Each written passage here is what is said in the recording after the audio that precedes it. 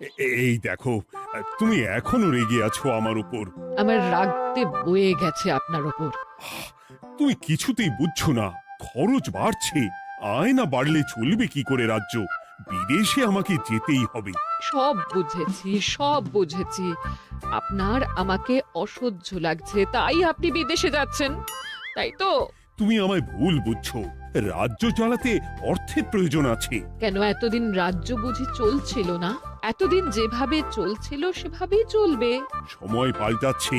এখন শুধু সিংহাসনে বসে থাকলেই চলে না, দেশ বিদেশ ঘুরে দেখতে হবে কিভাবে রাজ্যের উন্নতি হয়, লাভ হয়, সেই নিয়ে নতুন করে ভাবতে হবে।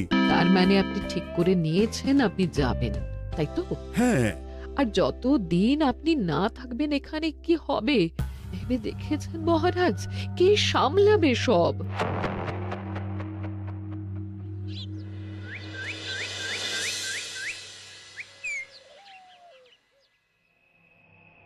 চিঠি?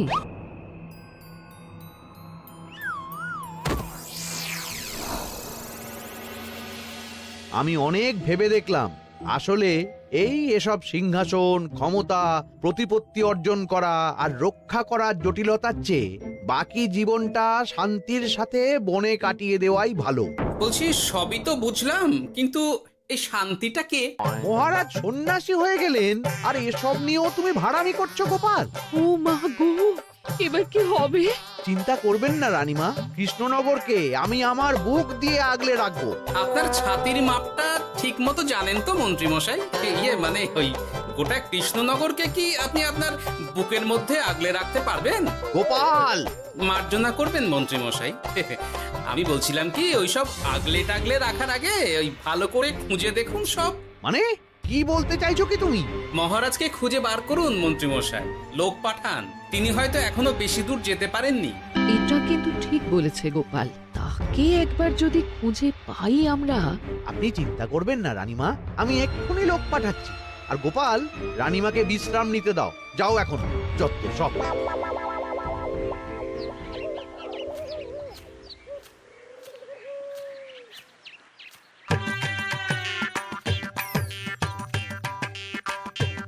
কই গো, গেলে কই? এক ঘটি জল দাও দেখি। ওই জলই খেতে হবে, শুধু জল। ঘরে এক দানাও চাল নেই। বাজারে না গেলে আজ হরি মটর। রাজ্যে রাজা নেই আর তুমি ঘরে চাল নেই বলে চিল্লামিল্লি করছো। চত্ব সব। ও মা গো, মহারাজ রাজ্যে নেই তো গেলেন কই? হ্যাঁ, বনবাসে। সে কি গো, এবার কি হবে তাহলে? কপালে যা লেখা আছে তাই হবে, আর কি। এই তোমার চাকরিখানা থাকবে তো? না থাকলে বাটি হাতে বেরোবো, চিন্তা কি?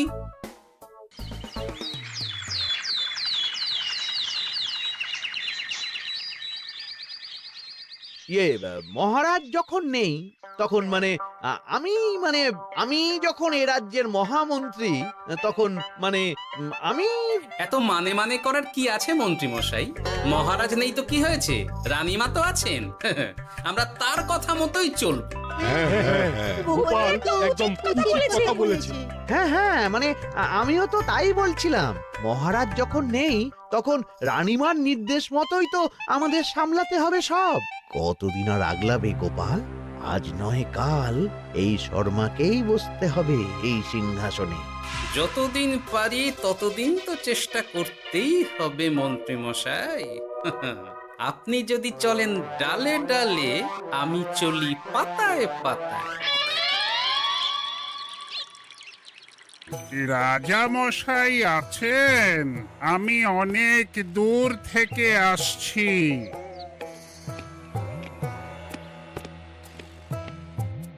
মন্ত্রীমশাই, একজন সাধু এসেছেন রাজামশাইয়ের সঙ্গে দেখা করতে।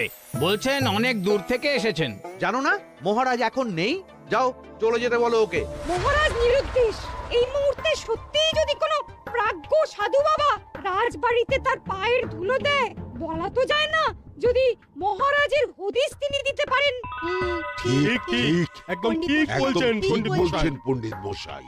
বেশ বেশ, ডেকে আনো তাকে, দেখি সে কি বলে। মহারাজ, আমার প্রণাম নেবেন। উনি মহারাজ নয়, উনি মন্ত্রী। আসুন সাধু বাবা, আসুন, আসন গ্রহণ করুন।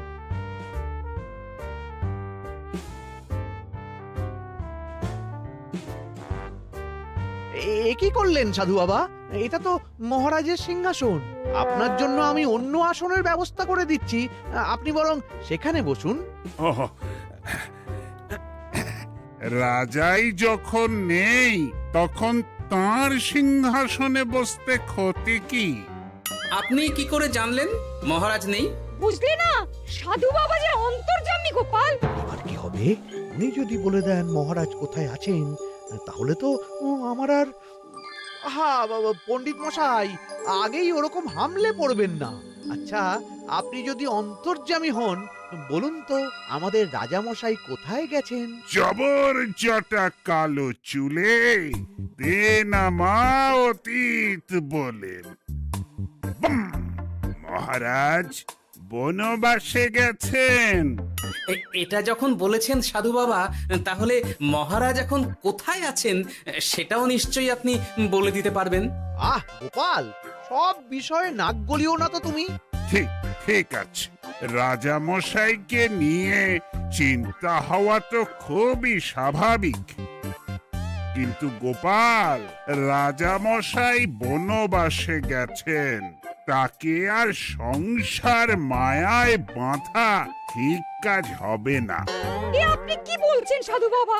মহারাজ না থাকলে রাজ্য চলবে কেমন করে? নতুন রাজা নির্বাচন করতে হবে। এই তো খেলা জমে গেছে, একে দিয়েই কাজ হবে মনে হচ্ছে। সাধু বাবা, এসব নিয়ে নয় পরে আলোচনা করা যাবে। এই কে আছো? সাধু বাবার পা ধুইয়ে দাও ভালো করে। না, বিষয়টা ঠিক সুবিধের মনে হচ্ছে না। আহা মন্ত্রী, করেছ কি? আমি সাধু মানুষ, এত খেতে পারি কি? ও বললে হবে না সাধু বাবা, আপনার জন্য নিজে দাঁড়িয়ে থেকে মহারাজের খাস হালুই করকে দিয়ে রাঁধিয়েছি সব। দেখুন না একটু, অমৃত অমৃত।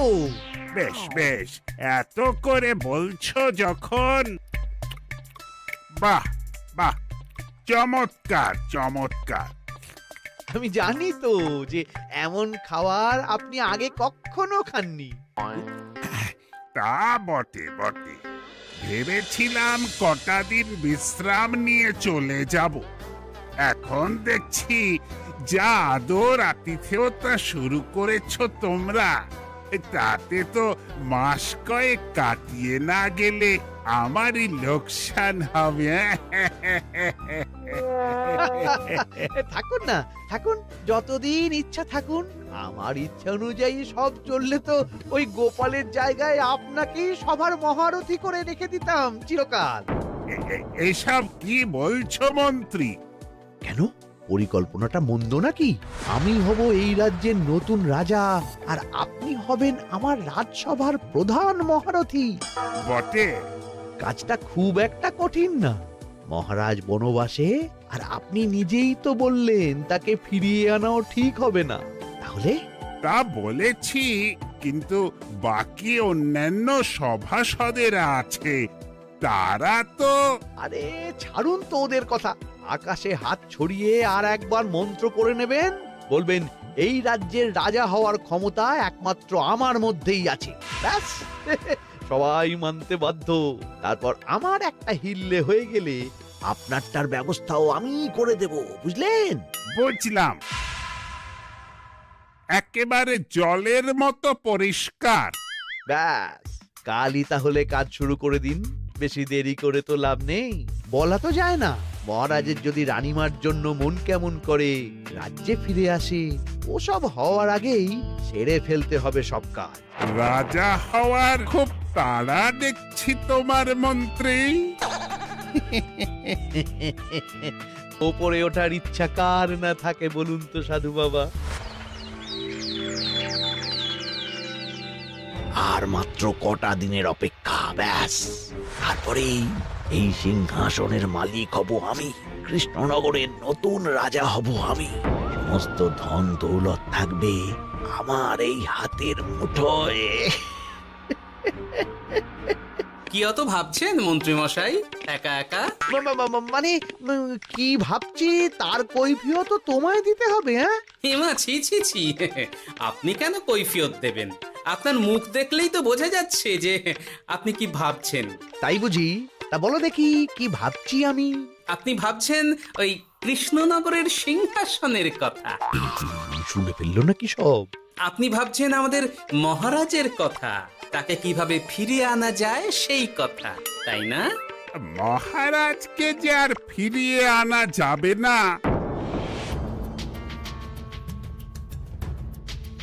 সে কথা তো আগেই বলেছি। তাই যদি হয় সাধু বাবা, আপনি এর একটা কিছু বিহিত করুন, না হলে রাজা ছাড়া রাজ্য। ঠিক বলেছ, রাজা রাজ্য, নুন ছাড়া তরকারি, আলো ছাড়া দিন, জল ছাড়া জীবনের মতো। তাই যত দ্রুত সম্ভব নতুন রাজা নিয়োগ করা দরকার। কিন্তু এ বিষয়ে সিদ্ধান্ত নেওয়ার আগে রানীমার সাথে কথা বলা জরুরি। তার চেয়েও জরুরি একটা কাজ আগে করা দরকার। কিসের কথা বলছেন মন্ত্রী মশাই? গোপালের বহিষ্কার। এ আপনি কি বলছেন মন্ত্রী মশাই? একে রাজা মশাই, তার মধ্যে গোপালের মতো বিচক্ষণ মানুষকে রাজসভা থেকে বহিষ্কার করলে তো রাজ্যেরই ক্ষতি। এটাই হচ্ছে সমস্যা।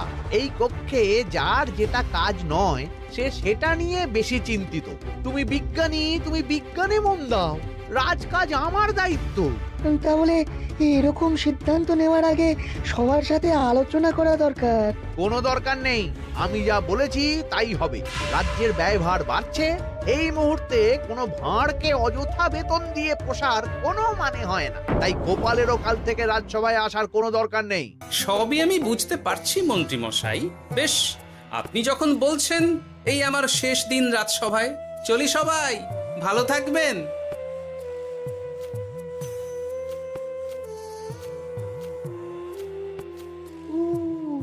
এত সহজে যে বেটা মাঠের বাইরে চলে যাবে বুঝতেই পারিনি আগে।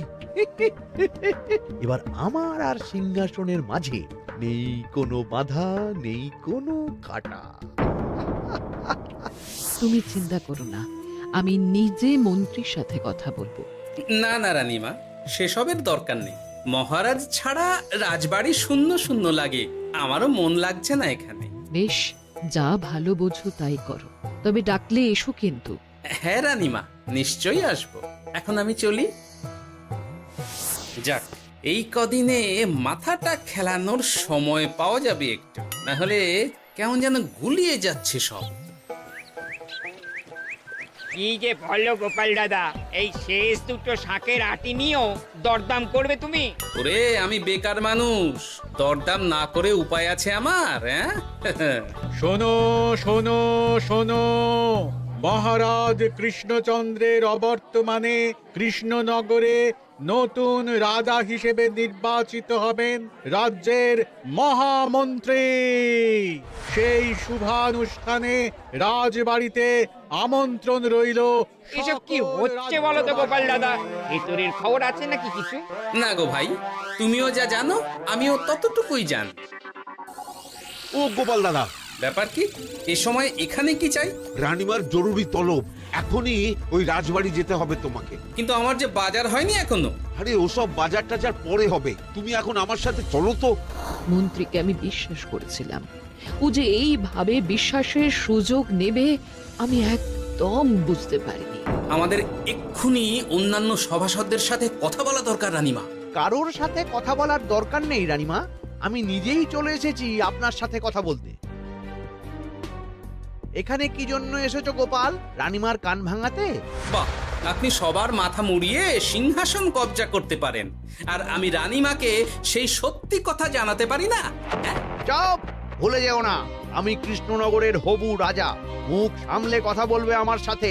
এসব কি হচ্ছে মন্ত্রী মশাই? রাজা মশাই নেই, সেই সুবাদে এ কি শুরু করেছেন আপনি? আমায় আপনি ভুল বুঝবেন না রানীমা, আমার হয়ে যা বলার সাধু বাবাই আপনাকে বুঝিয়ে বলবে সব। উনি আর কি বোঝাবেন? কতদিন এসেছেন উনি, কি জানেন এই রাজ্যের বিষয়ে? সাধনা মা, সবই সাধনা।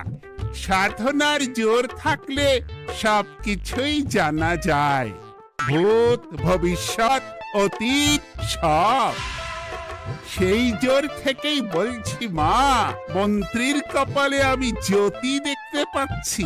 মন্ত্রী যদি রাজ্যের রাজা হয়, এ রাজ্যের উন্নতি কেউ ঠেকিয়ে রাখতে পারবে না।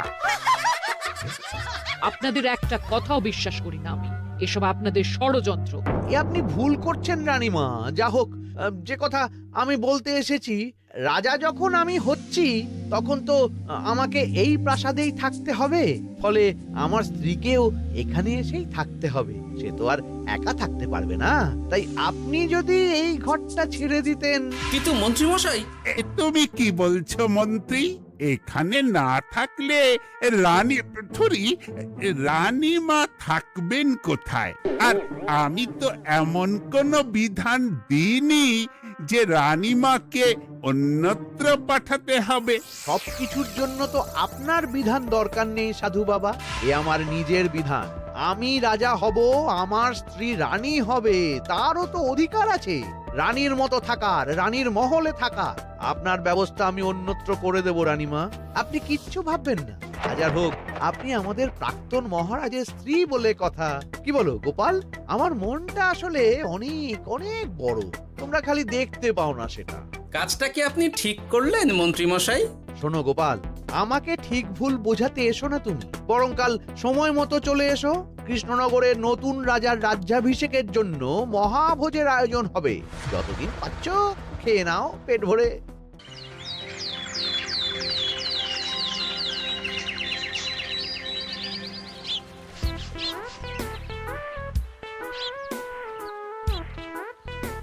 আরে এগুলো আবার কি পরে আছে এখানে?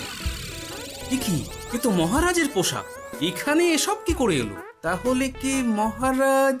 না না না, হিসেবটা কেমন যেন ওলট পালট হয়ে যাচ্ছে। সময় তো হয়ে গেল, নতুন মহারাজকে ডাকুন এবার। এসে গেছি, এসে গেছি। আসুন মন্ত্রী মশাই, আসুন।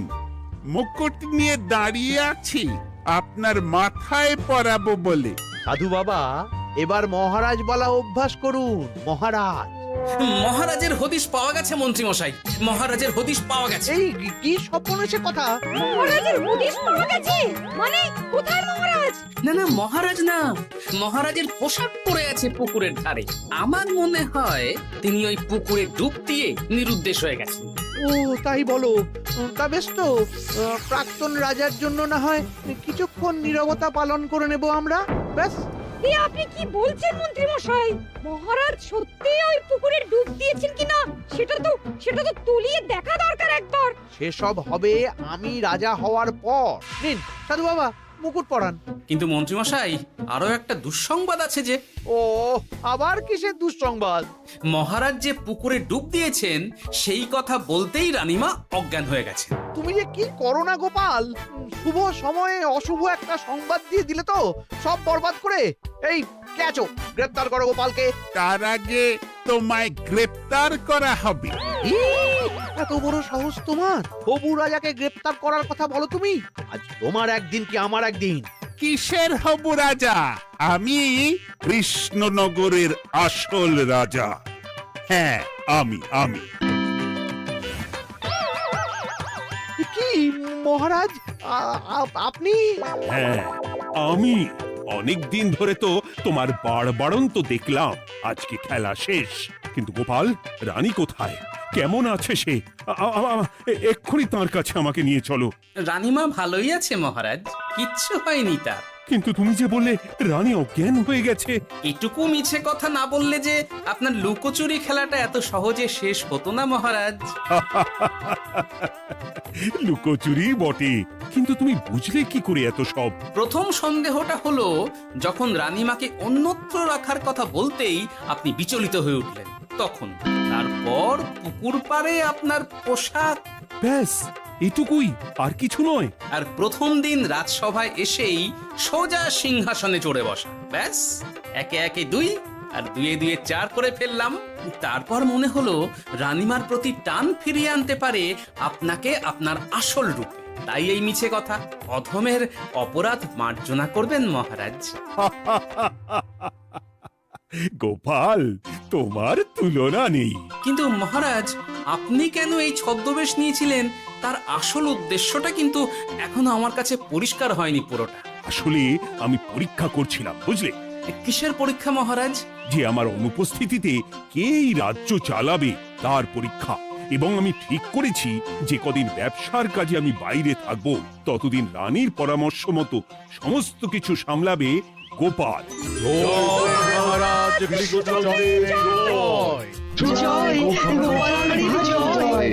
আর আমি মহারাজ? তুমি থাকবে পেয়াদা। এ কি শুধু জল আর ভাত? আগেই বলেছিলাম বেশি বেরো না, রাজা হবেন। এখন খাও খাও, জল ভাত খাও। চেষ্টায় তুমিও আমাকে ভুল বুঝলে গিন্নি।